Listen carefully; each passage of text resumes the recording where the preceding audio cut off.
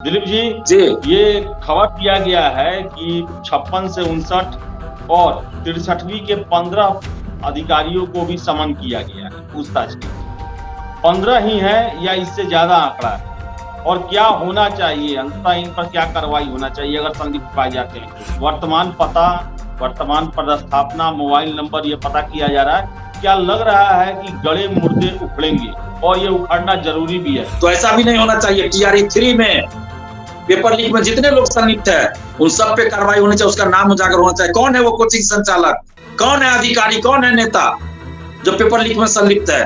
TRE 1 TRE 2 में भी जांच होनी चाहिए कि उसमें भी गड़बड़ी हुई है, उसकी भी जांच होनी चाहिए। मैं तो कह रहा हूं 2010 से लेकर अभी तक जितनी बहालियां आई है बिहार में सबकी जांच करवा ले सरकार।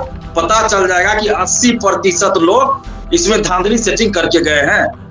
80% हो सकता है, इससे ज्यादा भी हो। देखिए, मुझे जो जानकारी मिली है और वो जानकारी एकदम पक्का समझिए कि सही जानकारी है, क्योंकि जब तक मैं अस्वस्थ नहीं रहता हूं कोई भी चीज सार्वजनिक रूप से नहीं बोलता हूं। और पिछले 7-8 साल से हम जो बात बोल रहे थे, आज वो बात सही साबित हुई ना, तो बहुत सारे लोग उस समय कह रहे थे कि नेता बनने के लिए दिलीप बोल रहा है। लेकिन आज जब सरकार की जांच एजेंसी ने ये कहा है, शक जाहिर किया है और अखबारों में छपी है, तो अब लोगों को लगेगा कि ना दिलीप कुमार तो बहुत पहले से ये बात बोल रहे थे। देखिए, हम तो पिछले कई वर्षों से ये बात कहते आ रहे थे कि 2010-11 से जितनी बहालियां हो रही है बिहार में, सब में बहुत बड़े पैमाने पर धांधली सेटिंग हो रही है। नमस्कार, आप देख रहे हैं द बिहार टॉप। मैं हूं आदेशपुरी।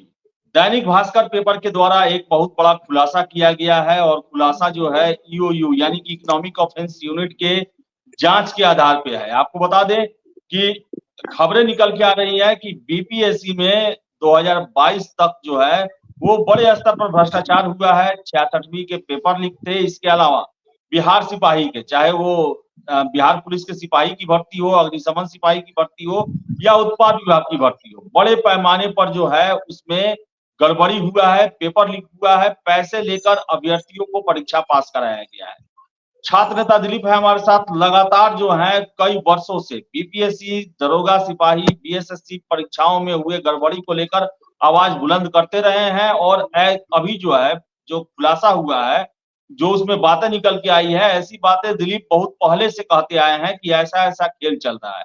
दिलीप जी से ही जानेंगे। दिलीप जी, क्या कहेंगे आज दैनिक भास्कर के रिपोर्ट को लेकर? देखिए, हम तो पिछले कई वर्षों से ये बात कहते आ रहे थे कि 2010-11 से जितनी बहालियां हो रही है बिहार में, सब में बहुत बड़े पैमाने पर धांधली सेटिंग हो रही है। 70 से 80% सीटें बिक जाती है, धांधली सेटिंग की भेंट चढ़ जाती है। ओएमआर सीट बाहर ले जाकर रंगा जाता है, मेंस की कॉपियां बाहर ले जाकर लिखवाई जाती है। हम तो कितने बार से कि कई साल से ये बात कहते आ रहे हैं, तो ये कोई नई चीज नहीं है। हाँ, ये बात अलग है कि ये बात हम कहते आ रहे थे तो बहुत सारे लोग उस समय कह रहे थे कि नेता बनने के लिए दिलीप बोल रहा है। लेकिन आज जब सरकार की जांच एजेंसी ने ये कहा है, शक जाहिर किया है और अखबारों में छपी है, तो अब लोगों को लगेगा कि ना दिलीप कुमार तो बहुत पहले से ये बात बोल रहे थे। तो यही होता है कि सच को जो है कई बार अग्नि परीक्षा देनी पड़ती है। जो सच्चाई के रास्ते पे चलता है उसको कई बार अग्नि परीक्षा देने पड़ता है, और हमको भी कई बार अग्नि परीक्षा देना पड़ा है। पुलिस की लाठी खानी पड़ी है, जेल तक जाना पड़ा है। कई लोगों का जो देखिएगा, ये ऐसे ऐसा कमेंट आता था पहले, जो कमेंट देख के लोग हतोत्साहित हो जाएगा, लेकिन फिर भी हम हतोत्साहित नहीं हुए, अपना संघर्ष जारी रखे। और आज जब सरकार की एजेंसी ऐसा बोल रही है तो ये तो अब साबित हो चुका है, इसमें तो कोई शक नहीं। हम तो पहले से कहते आ रहे हैं, जब चोर को ही बैठा दीजिएगा ओएमआर सीट की रखवाली के लिए तो क्या होगा। बीपीएससी के पूर्व परीक्षा नियंत्रक अमरिंदर कुमार बीपीएससी के स्ट्रांग रूम के बगल में रहते हैं, तो क्या होगा। रात में ओएमआर सीट रंगा जाएगा, मेंस की कॉपियां लिखवाई जाएगी।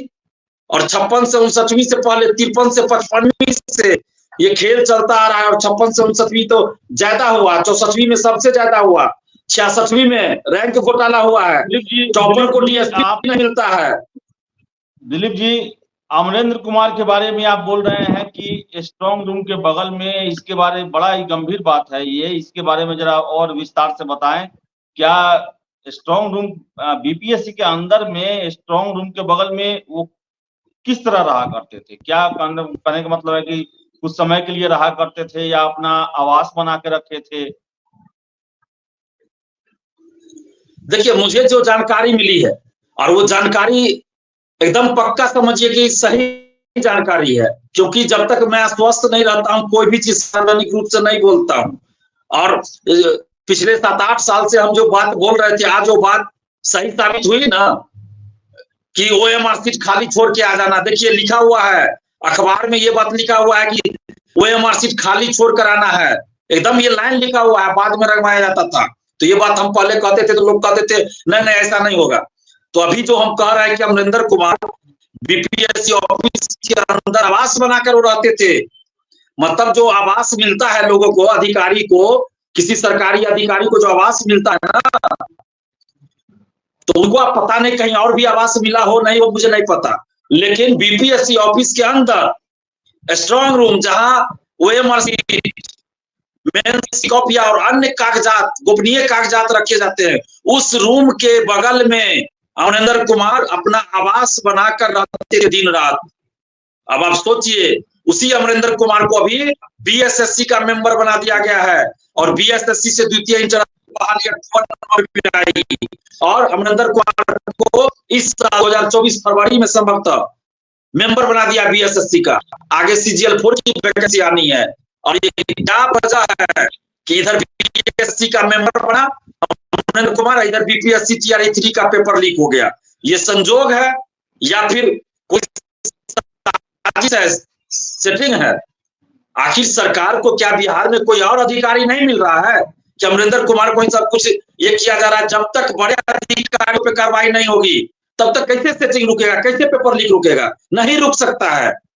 आप बताइए ना कि बीएसएससी बिहार कर्मचारी चयन 13,000 पदों के लिए द्वितीय इंटर स्तरीय का विज्ञापन निकाल चुका, उसकी बहाली की प्रक्रिया चल रही है और अभी तक आपने बीएसएससी का अस्थायी चेयरमैन किसी को नहीं बनाया।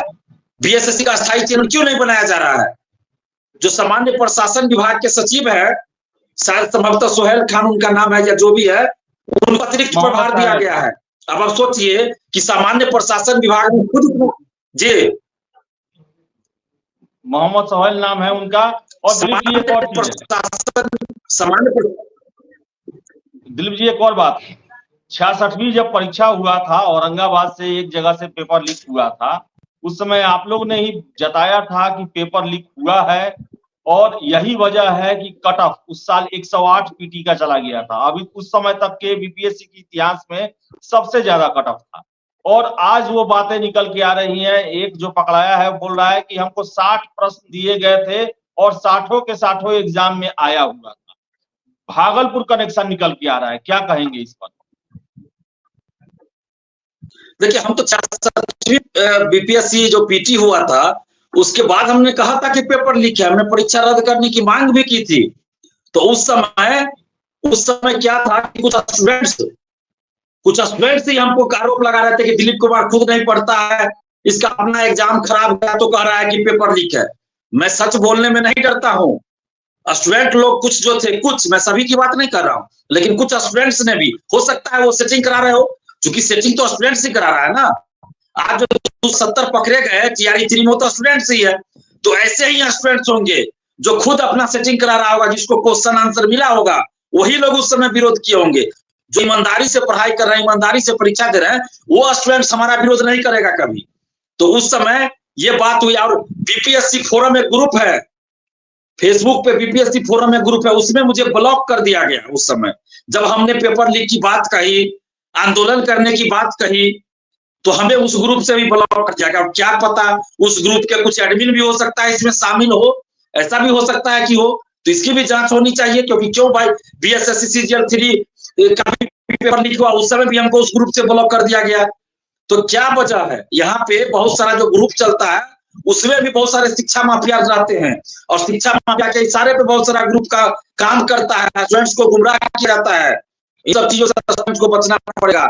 और 66वीं बीपीएससी के समय औरंगाबाद के एक सेंटर पे परीक्षा रद्द कर दिया गया, लिपापोती कर दिया गया। और वही चीज 67वीं बीपीएससी के समय भी करने की तैयारी थी कि एक सेंटर, गया के एक सेंटर कुंवर सिंह कॉलेज था, उसको कैंसिल कर देते और बाकी परीक्षा की लिपापोती कर देती बाकी का।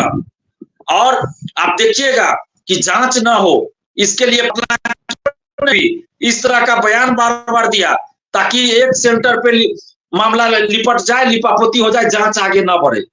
तो ये उन लोगों का कि जांच आगे ना बढ़े ताकि लोग फंसे नहीं। और ये मैं बार बार कह रहा हूँ, सिपाही भर्ती, दरोगा भर्ती, पीएसएससी, बीपीएससी, सभी बहाली का पेपर लीक हुआ, उत्पाद निरीक्षक, जो भी वैकेंसी आ रही है, हमने कुछ दिन पहले भी पोस्ट किया था कि 2019, 2020, 2021 सिपाही बहाली का पेपर लीक था। आज देखिए, आज अखबार में कुछ दिन पहले हमने डेट सहित पोस्ट किया था। आज अखबार में छपा है ना कि 19 से 21 सिपाही बहाली सीएसबीसी से जो एग्जाम हुआ पड़े उसका पेपर लीक हुआ। उसके उस समय एसके सिंघल तो डीजीपी बिहार के थे। ये अभी बीपीएसएससी के चेयरमैन है के एस द्विवेदी सीएसबीसी के चेयरमैन थे। जब हम लोग ने कहा था कि पेपर लीक है तो उस समय कहा गया कि अफवाह फैलाया जा रहा है। अभी के एस द्विवेदी बीपीएसएससी आयोग के चेयरमैन बनेंगे। तो ऐसे लोगों के रहते क्या लगता है कि बच्चा सही से हो पाएगी? बिल्कुल सही से नहीं हो पाएगी। और अब तो लगता है, पहले तो मैं अब तो लगता है कि 90-95% सीटें बेच दी जाती है। सिर्फ 5 से 7, 10%, मुश्किल से 5 से 10% ईमानदारी से लोग जॉब में जा रहे हैं। और आप सोचिए कि जो दरोगा बना है सेटिंग से, जो डीएसपी बना है सेटिंग से, वो क्या पेपर लीक की जांच करेगा भाई? वो क्या पेपर लीक की जांच करेगा? क्या शिक्षा माफियाओं पे कार्रवाई करेगा? यहाँ तो हजारों पुलिस पदाधिकारी बैठे हैं जो सेटिंग से हैं। और इसीलिए देखिएगा कि जब ये सब चीज उजागर होता है तो कई ऐसे अधिकारी होंगे जो पेपर लीक में पहले संलिप्त रहे होंगे या सेटिंग से बने होंगे, तो ऐसी धाराएं लगाई जाती है ताकि आराम से बेल मिल जाए सेटरों को। पिछले साल भी आप देख लीजिए, फूड कॉर्पोरेशन का मामला था, उसमें ऐसी धाराएं लगाई गई कि आराम से उसको बेल मिल गया। तो इस तरह का काम चल रहा है बिहार में। अब बिहार के युवाओं को, अभिभावकों को एकजुट होना पड़ेगा, लड़ाई लड़नी पड़ेगी, नहीं तो फिर ये कैंसर से भी खतरनाक बीमारी है पेपर लीक। दिलीप जी, ये खबरें पेपर में दी गई हैं कि 2010 से लेकर 2012 तक जितने भी बीपीएससी के अधिकारी, कर्मचारी, अध्यक्ष, प्रभारी अध्यक्ष, कुल सचिव, एग्जामिनेशन कंट्रोलर, उन सभी का वर्तमान पता, वर्तमान पदस्थापना, मोबाइल नंबर ये पता किया जा रहा है।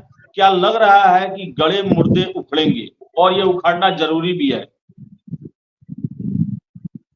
बिल्कुल जरूरी है। मैं तो 2018 से पेपर लीक के खिलाफ लड़ाई लड़ रहा हूँ, सड़क पे लड़ाई लड़ रहा हूँ। और 2016 से तो मैं आवाज उठाना शुरू कर दिया था इन सब चीज के खिलाफ। और मैं बार बार कहता रहा हूँ कि 2010 से जो भी बहाली आई है, प्रथम स्नातक स्तरीय 2010 में वैकेंसी आई थी, उसमें भी धांधली सेटिंग हुई थी। 2011 में उसकी परीक्षा हुई थी। तो 2010 से जितनी वैकेंसी आई है सब में धांधली सेटिंग पेपर लीक हुआ है। ये तो आना ही चाहिए, लेकिन साथ में मैं फिर कहूंगा कि TRE 3 पेपर लीक की लिपापोती नहीं होनी चाहिए। इसमें जो बड़े बड़े शिक्षा माफिया है, कोचिंग संचालक है, अधिकारी है, बड़ा बड़ा सेटर है, नेता है, उन सबको भी पकड़ा जाना चाहिए। ऐसा नहीं कि पिछला मामला खुल गया और अभी जो TRE 3 का है उसको लिपापोती हो जाए, तो ऐसा भी नहीं होना चाहिए। TRE 3 में पेपर लीक में जितने लोग संलिप्त है उन सब पे कार्रवाई होनी चाहिए, उसका नाम उजागर होना चाहिए। कौन है वो कोचिंग संचालक, कौन है अधिकारी, कौन है नेता जो पेपर लीक में संलिप्त है? TRE 1, TRE 2 में भी जांच होनी चाहिए कि उसमें भी गड़बड़ी हुई है, उसकी भी जांच होनी चाहिए। मैं तो कह रहा हूं 2010 से लेकर अभी तक जितनी बहालियां आई है बिहार में, सबकी जांच करवा ले सरकार। पता चल जाएगा कि 80% लोग इसमें धांधली सेटिंग करके गए हैं। 80%, हो सकता है इससे ज्यादा भी हो। अब सोचिए बिहार की व्यवस्था कैसे चल रही है। और कहेंगे कि भ्रष्टाचार पे जीरो टॉलरेंस, कानून का राज। ये कौन सा कानून का राज है? कौन सा भ्रष्टाचार पे जीरो टॉलरेंस है भाई? कौन सा सुशासन है ये, जहां पे 80% आपका बहाली फर्जी हो रहा है, धांधली सेटिंग से हो रहा है? कई पुलिस पदाधिकारी हैं जो सेटिंग से गए हैं। यही वजह देखिएगा, जब हम लोग पेपर लीक के खिलाफ या छात्र कोई आंदोलन करते हैं पटना में, तो कुछ पुलिस पदाधिकारी, कुछ दरोगा, कुछ डीएसपी हमारे ऊपर इस तरह से कार्रवाई करते हैं जैसे लगता है कि दिलीप कुमार कोई बहुत बड़ा आतंकवादी हो, क्योंकि वो लोग सेटिंग से गया हुआ है। उन लोग को डर है कि जांच होगा तो फंस जाएगा, उसका रिश्तेदार सेटिंग से गया होगा। इसलिए आप देखिएगा कि कपकपाती ठंड में भी दिलीप कुमार को कैसे घसीट के पुलिस ले जाती है।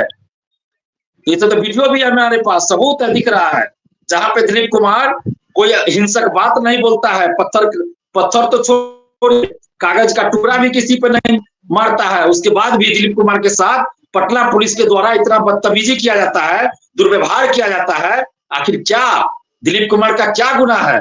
दिलीप कुमार का गुना है ना कि बिहार के लाखों युवाओं के भविष्य के लिए लड़ रहा है, पेपर लीक धांधली सचिन के खिलाफ लड़ रहा है, और बहुत सारे पुलिस विभाग में बहुत सारे अधिकारी कर्मचारी से गए हैं। दिलीप जी जी, ये खबर दिया गया है कि 56 से 59 और 63वीं के 15 अधिकारियों को भी समन किया गया है पूछताछ के लिए। 15 ही है या इससे ज्यादा आंकड़ा है? और क्या होना चाहिए अंततः, इन पर क्या कार्रवाई होना चाहिए अगर संदिग्ध पाए जाते हैं तो? देखिए, हम तो कहते हैं कि एगो अमरिंदर कुमार से पहले अच्छा से पूछताछ कर लिया जाए। अमरिंदर कुमार से देखिए बहुत सारा भेद खुल जाएगा, कौन कौन नेता, कौन कौन IAS IPS अधिकारी सेक्टर शामिल है, बहुत बड़ा भेद खुल जाएगा। अमरिंदर कुमार से पूछताछ हो, उसका लाई डिटेक्टर टेस्ट किया जाए, देखिए पता चल जाएगा। और साथ ही 64वीं BPSC 64वीं BPSC में बहुत बड़ा खेल हुआ है। 66वीं में रैंक घोटाला हुआ है, BPSC के पूर्व रामा किशोर सिंह, उससे पूछताछ की जाए, देखिए बहुत भेद खुल जाएगा। 56 से 59वीं में रामा किशोर सिंह ने बहुत बड़ा घोटाला किया है और अमरिंदर कुमार ने मिलकर बहुत बड़ा घोटाला किया है। उस समय भी लोग नहीं मान रहे थे, बाद में रामा किशोर सिंह को हटाया गया, खुद वो इस्तीफा देके गए। अमरिंदर कुमार पे हम लोग जब आवाज उठाए तो उसको हटा के DM बना दिया गया, फिर अभी BSSC का मेंबर बना दिया गया। SK सिंघल जो पहले से भ्रष्टाचार में संलिप्त था, DGP जब था तो, और उसको बना दिया गया CSBC का चेयरमैन। हम लोग पहले ही कहते थे कि CSBC का चेयरमैन बनाए हैं, पेपर लीक होगा, धांधली सेटिंग होगी, इसको हटाइए, लेकिन नहीं हटाया सरकार ने। फिर पेपर लीक हो गया, तब जब हम लोग फिर आवाज उठाया तो हटाया गया SK सिंघल को, और अभी सिक्योरिटी एडवाइजर बना दिया गया बिजली विभाग में। तो कौन सी कार्रवाई सरकार कर रही है कि पेपर लीक में संलिप्त लोगों को ये जो है प्रमोट किया जा रहा है, प्रोत्साहित किया जा रहा है, इनाम दिया जा रहा है सरकार के द्वारा? तो ये कैसी कार्रवाई हो रही है? तो कैसे पेपर लीक रुकेगा? और पेपर लीक रुक जाएगा तो चुनाव में पैसा कहां से आएगा? सबसे बड़ी बात है कि चुनाव में पैसा जो आता है ये पेपर लीक वाला लाता है। इतना जो हेलीकॉप्टर उड़ रहा है, इतना जो गाड़ी चल रहा है, सैकड़ों की संख्या में गाड़ी से रैली होता है। अभी समस्तीपुर में देखिए कि पैसा बांटा जा रहा है घर घर, तो सब कहां से? पेपर लीक वाला पैसा ना बांटा जा रहा है। हम तो कहेंगे जनता से और युवाओं से कि कोई पैसा बांट रहा है, पैसा ले लीजिए, लेकिन वोट मत दीजिए वैसे लोगों को। और समस्तीपुर में तो हम लोग ऐलान किए हैं कि अशोक चौधरी की बेटी संभावी चौधरी को हेलीकॉप्टर छाप को हराइए, क्योंकि अशोक चौधरी ने कहा था कोई पेपर लीक नहीं हुआ है। तो वहां समस्तीपुर के जितने भी मतदातागण है, युवा हैं, उनसे आग्रह कर रहे हैं समस्तीपुर में हेलीकॉप्टर छाप को हराने के लिए किसी अच्छे उम्मीदवार को आप लोग वोट दीजिए और दिखाइए अपनी ताकत कि पेपर लीक को सपोर्ट करने वालों के साथ क्या होता है। संभावी चौधरी की हार, हेलीकॉप्टर छाप की हार, समस्तीपुर में हेलीकॉप्टर छाप की हार, बिहार के लाखों बेरोजगार युवाओं की जीत होगी। चलिए दिलीप जी थे साथ में जुड़े हुए, और आपको बता दें कि लगातार पिछले 6-7 सालों से BPSC में भ्रष्टाचार को लेकर आंदोलन करते रहे हैं। कई तरह के आरोप लगाए गए, ये भी कहा गया, कई बार कहा गया कि BPSC भ्रष्टाचार का अड्डा है। और देखिए कि सारी बातें आज सच होकर निकल रही हैं। EOU की पूछताछ में जो भी सेटर और गोरख धंधेबाज पकड़े गए हैं, वो स्वीकार रहे हैं कि कैसे बिहार के सबसे बड़े भर्ती इकाई के परीक्षाओं में बंदरबांट किया गया, कैसे अयोग्य लोगों को चयनित किया गया और योग्य को बाहर का रास्ता दिखाया गया। इसी तरह बिहार पुलिस, जो कि बिहार में लॉ एंड ऑर्डर का सबसे बड़ा आधार स्तंभ है, उसमें कैसे हर एक परीक्षाओं में धांधली गड़बड़ी की गई। और सबसे बड़ी बात, आयोग और उसके अध्यक्ष कान में तेल डाल के सोए थे। आशा हम करेंगे कि जो जांच चल रही है वो परिणाम तक पहुंचे और जो भी गुनहगार है पिछले 10-15 सालों में बिहार के इस दुर्दशा के, बिहार के युवाओं के सपनों के साथ खिलवाड़ करने वाले, उन सभी को सजा मिले और आगे ऐसा नजीर पेश किया जाए कि आगे कोई भी हिम्मत ना कर सके ऐसा काम करने को लेकर। तो फिलहाल इस वीडियो में इतना ही। दिलीप जी आपका बहुत-बहुत धन्यवाद जुड़ने के लिए। वीडियो आज पसंद आए तो लाइक शेयर करें, हमारे चैनल द बिहार टॉप को सब्सक्राइब जरूर कर लें। धन्यवाद।